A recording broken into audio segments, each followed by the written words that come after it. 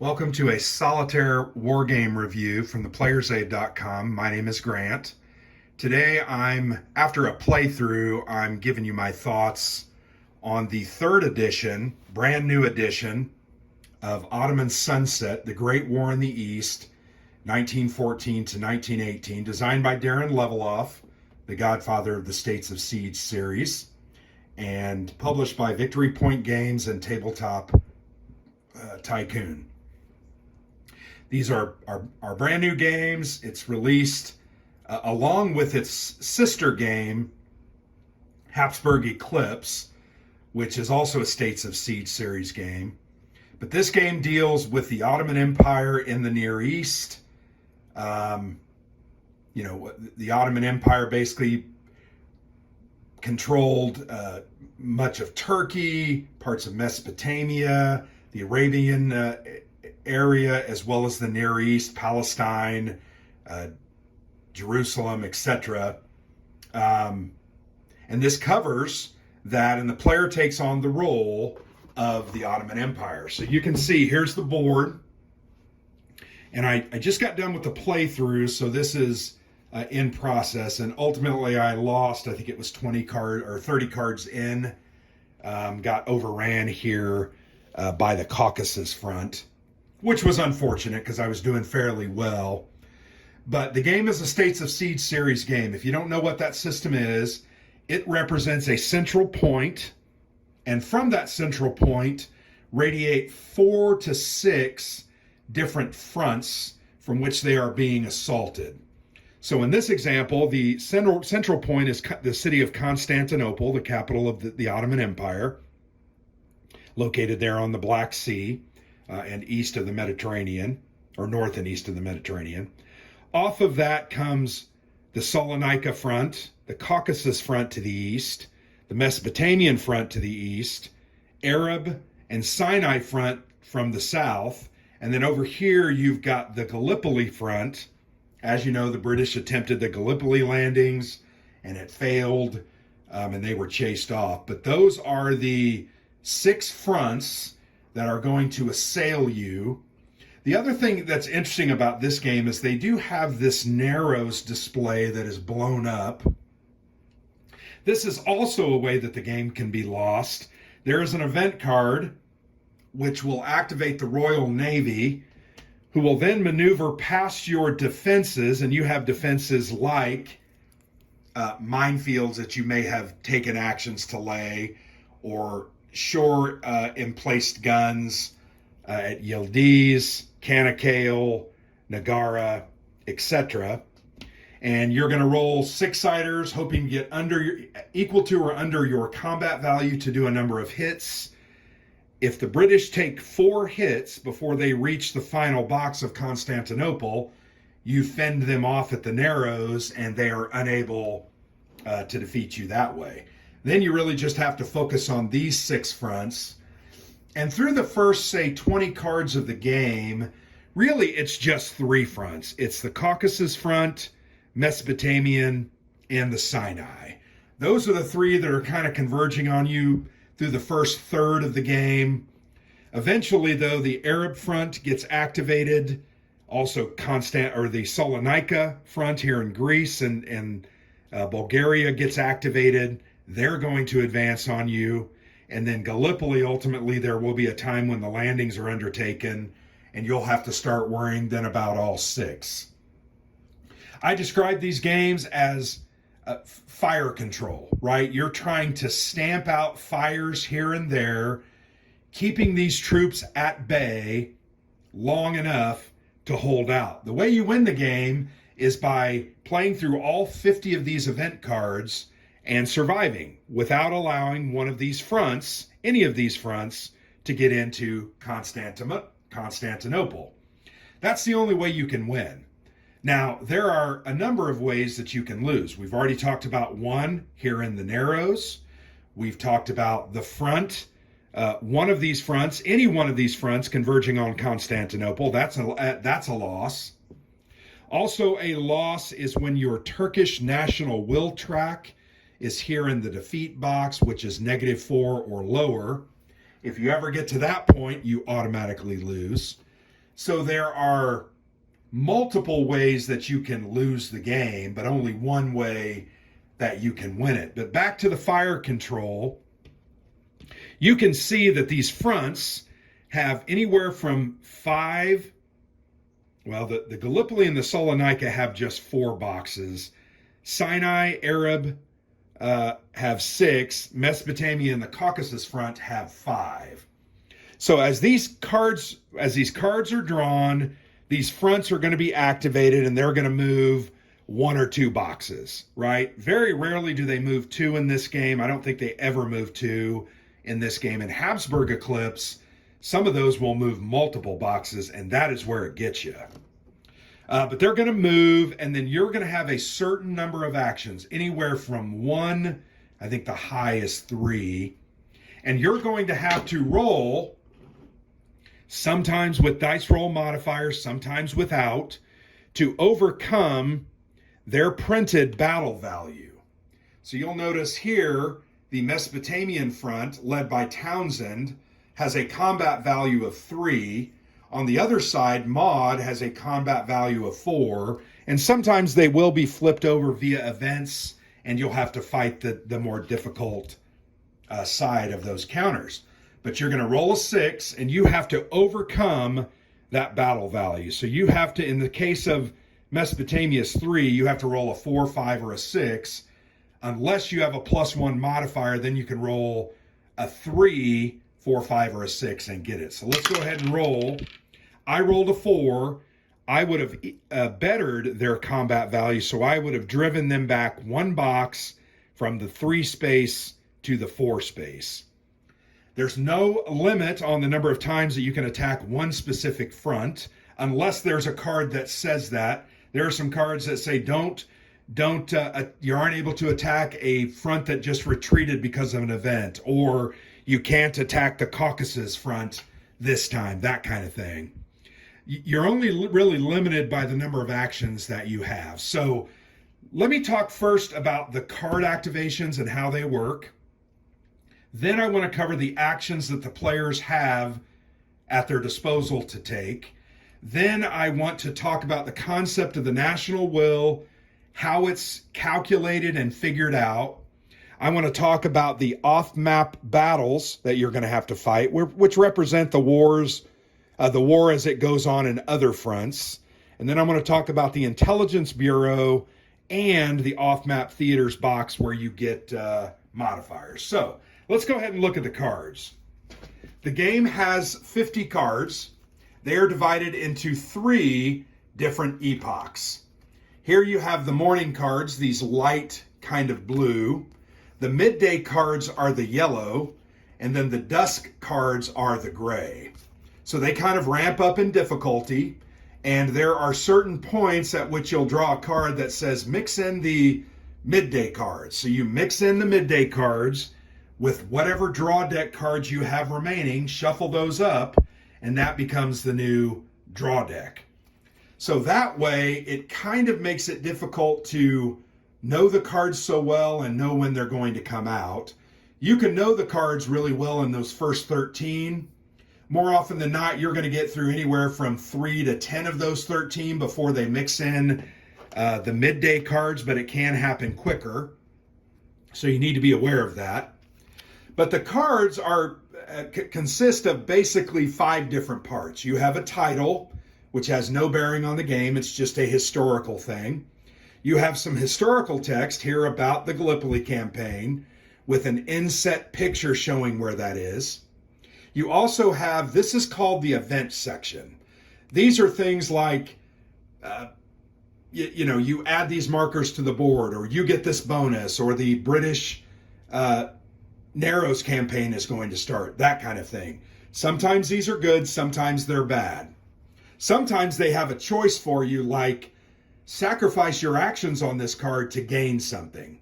So you have to think through that and really be aware of what you really can and cannot do with those events. Then you're going to have the next section, which is either advance or retreat. And this will tell you what 2, 3, or maybe even 4 fronts are going to activate and move 1 one box closer to Constantinople. This one says Arab, this one says Caucasus. So the Caucasus and the Arab would move. That would have ended the game because they were at number 1. So that's that box. There's nothing you can do about stopping these from moving, with the exception of a specific resource that you get from one of the events called the Yildirim markers. These markers represent troops, crack troops, that would allow you to block either the Sinai or Mesopotamian fronts from advancing when those cards are drawn. You get 3 of those and can use those to stop Mesopotamia and Sinai from advancing. You just have to take a resource and throw it away. So that's the advance. Sometimes there's a retreat. Like I said, there's not very many. Sometimes it also says remove fronts, which is very good. Then you're going to get your number of actions. And this is the number of actions you're going to get for this turn. In this one, it says 2. You only get 2 actions. This one says 2, and it gives you a +1 DRM to all offensives versus Gallipoli and Salonika this turn. So sometimes there'll be 1, 2. There are ones that give 3. I think in this game 3 is the highest. Habsburg Eclipse had at least 1 4 that I'm aware of, and sometimes you get no actions. But that's how the cards work. There are 50 of these cards. You simply draw them, do what they say, then you get to make your decisions based on the actions that you take for your turn. So let's go over the player actions now that we've talked about the activation cards. Once this deck runs out, the activation cards, you have won the game as long as you don't have any enemy front in Constantinople. So actions. What can you do with your scarce actions? You can use one action to, as I showed you, roll a die versus any of the fronts, trying to exceed their battle value to drive them back. I showed you here, Mesopotamia, I rolled a 4 and moved them back 1 space. That takes 1 action. You can also place, over in the Narrows display, you can place any of these available defenses into their appropriate box for 1 action. So I spend 1 action, I can go ahead and put a minefield out. Minefields are your best. You can put guns out, and those are your options there. You want to try to build this up so that you can inflict 4 damage onto the Royal Navy as they move up the strait towards Constantinople. So fronts, building your Narrows defenses. You can also relocate the Intelligence Bureau marker here in this box. So this is a marker. There are going to be 3 attempted coups during the course of the game. Here they are listed: a coup in India, Persia, and Afghanistan. And these are Ottoman-sponsored and supported coups, which are in an attempt to make the British situation here in the Near East untenable. So what's going to happen is, let's say I drew the Persia one. The card said, oh, the Persian. Okay, I have to overcome a 5 on a d6. So once again, I drew the Persian card. So I'm going to try to overcome this Persia, or I'm going to try to attempt this Persia coup to make it successful. In the Intelligence Bureau for the East, the marker is actually located in the Persia box.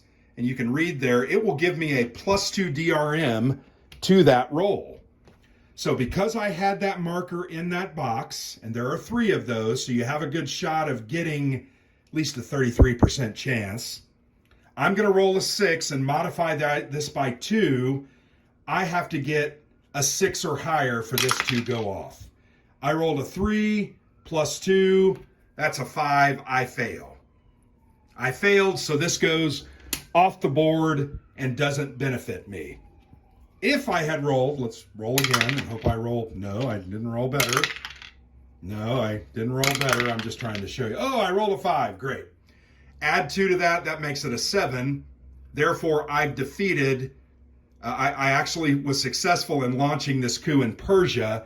That coup is now going to go into my victories box. Now, the victories box, we'll talk about here in a moment, is nothing more than an effect to your Turkish national will, which can lose you the game. Remember, if it's at -4. So you're going to put that there. That's a very cool part of the game. You can use one action to relocate this marker to any box. So let's say I just successfully pulled off that Persia coup. I know that, oh, okay, Afghanistan and India are the only ones left. I would choose to spend an action, and I'm going to relocate to India. That way, if the India coup card comes up, I'm going to get a +2 marker on that. If Afghanistan comes up, I won't get a +2. So that's how you can use an action there. You can also use 2 actions to buy what is called a resources marker. This will add a +1 dice roll modifier to any of your off-map battle attempts for the markers that are located in those boxes. You have Western Theater, Naval Theater, and Eastern Theater. I spend 2. I'm going to put an additional +1. I already have a +1 into the Eastern Theater. And now when I fight battles there, I'm going to be +2. That makes a huge difference. That costs you 2 actions, though. On the flip side of these resources markers is called the German Staff Operations. I can, in turn, spend 2 action points to purchase one of these. You put it here somewhere on your board that you can see that you have it. And that can be tossed away into the discard to gain 2 free actions during any turn. Now, you can't spend 1 and save 1 over. You have to spend them all. I didn't do this in my play. I should have probably done this in my play, but it just didn't work out for me. So that's the way you can spend actions as well. So we've covered those: Intelligence Bureau, off-map theaters, resources, purchase German staff operations, do an offensive on a front, or place a defensive structure here in the Narrows. So that is the way you use your actions. And frankly, the crux of the game is how you use those. Do you use them all on offensives? Do you spread them out on the off-map theaters? Do you try to get the Intelligence Bureau? Do you make sure and put defenses here in the Narrows? What I would say is the first part of the game, you're going to have to spend at least 1 action per turn to build one of these defenses. Because if you have no defenses and the Navy gets activated by that card with the Gallipoli offensive, you're going to lose the game. You don't have enough ability to inflict 4 hits on the British to kill their fortitude. So you got to invest in that early in the game. I like to, in the first 3 or 4 cards, at least have 2 things, if not 3 here. I also like to make sure I put at least 1 resource modifier there in the Eastern Theater box, because there are more Eastern Theater than the others, and that +1 comes in a huge handy for you as the player. So that's the crux of the game. How do I use my resources? How do I use them efficiently, effectively? Do I have a plan? Am I making progress? Where are my greatest areas of trouble? Where can I afford to be a little lax? Those are the great decision points of the game, and that's what these games, States of Siege series games, are about. I hear a lot of people complain, oh, it's just chucking a die and checking a seat. Well, okay, every war game I've ever played has a dice roll mechanic for the most part. That's part of the game. The game is in the decisions and about where you prioritize your scarce resources. The only other thing I wanted to talk about is the off-map battles, which I already kind of talked about those in the victory. But over here you have a victory, a stalemate here, and a defeat box. So sometimes these cards are going to come up. Let me show you a card. Here we go.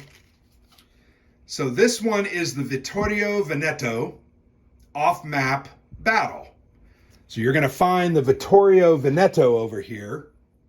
You can see it has a combat value of 4, and you're going to conduct this off-map battle as a part of this event phase.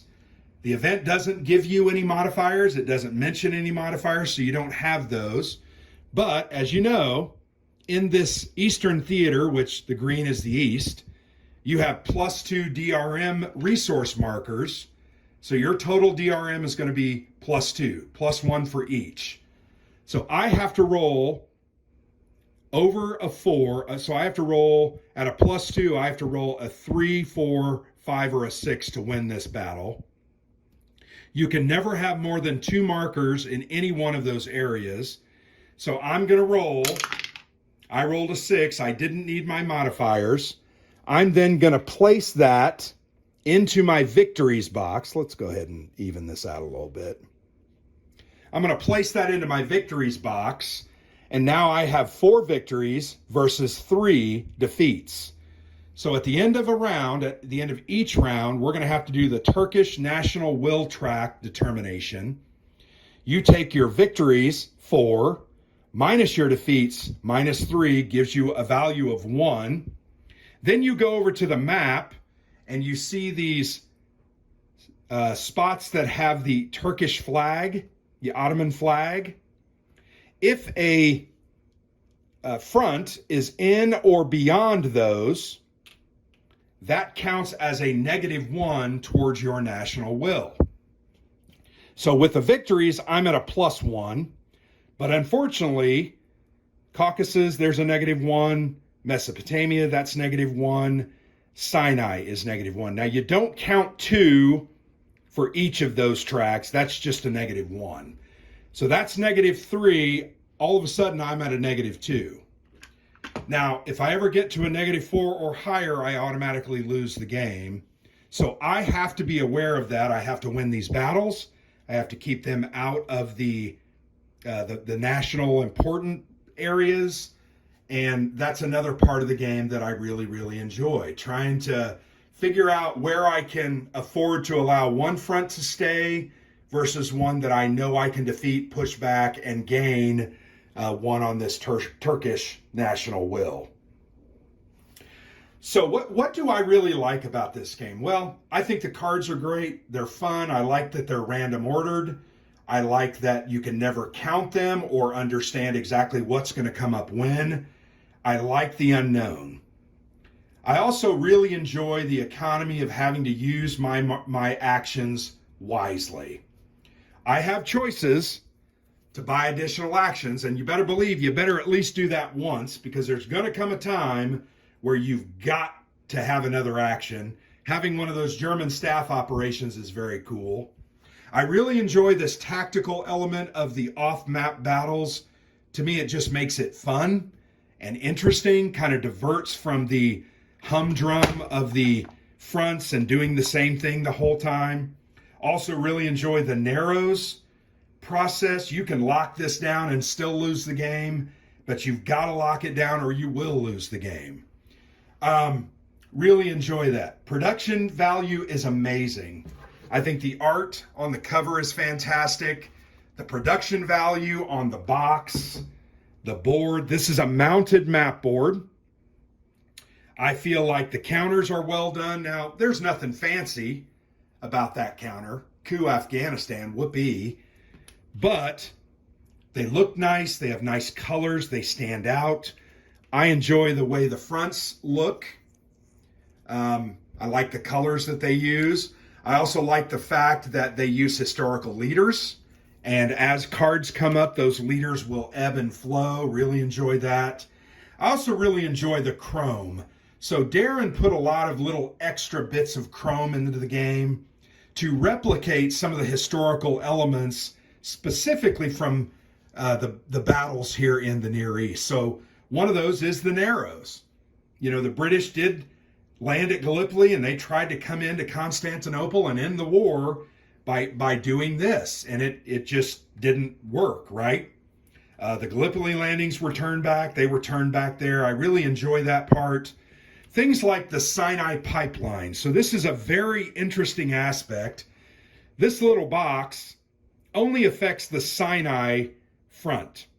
And what it says, until the pipeline is built, and this is a marker that tells you, oh, this pipeline has been completed and built, and it comes from an event that usually comes in about 15 to 20 cards into the game. The Sinai front, if they are in trying to move into box 5 or 4 from 6 or 5, they have to roll a d6, and this is called an attrition roll. It's also found in Habsburg Eclipse with the Italian army and the Bulgarian front or the Romanian front. But they have to roll because this pipeline, there's not enough water in the desert. So troops moving across had a difficult time. So I have to roll less than the printed combat value on the Sinai track or marker. So they have to roll, when they are activated to move, they roll a die.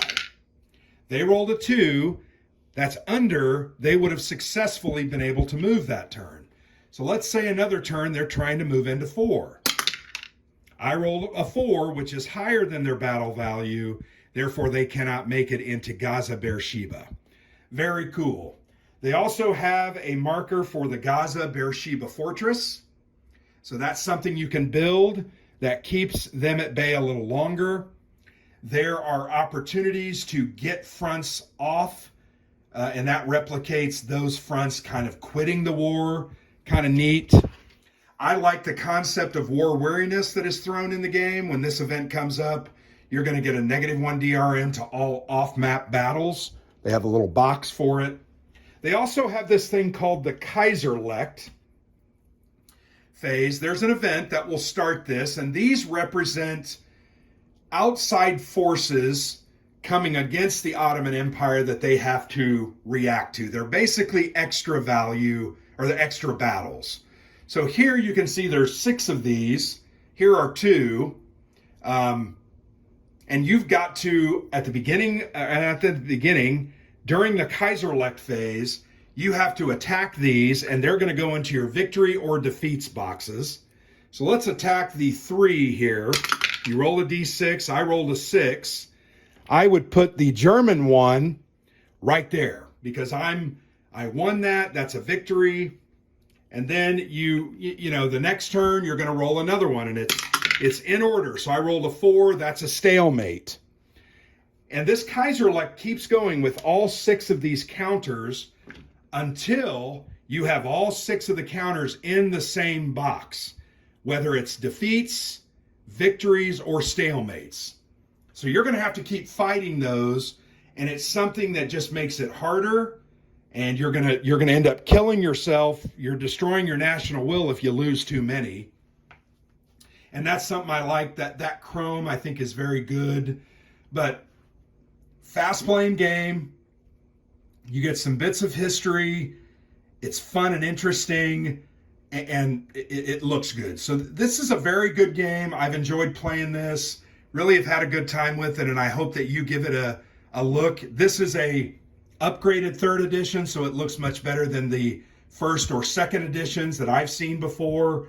Definitely give these a shout and try to get one of them played. I think you won't regret it. So that's my review of Ottoman Sunset, the Great War in the East, 1914 to 1918, from Victory Point Games and Tabletop Tycoon. Thanks for watching. I've been Grant for the Player's Aid.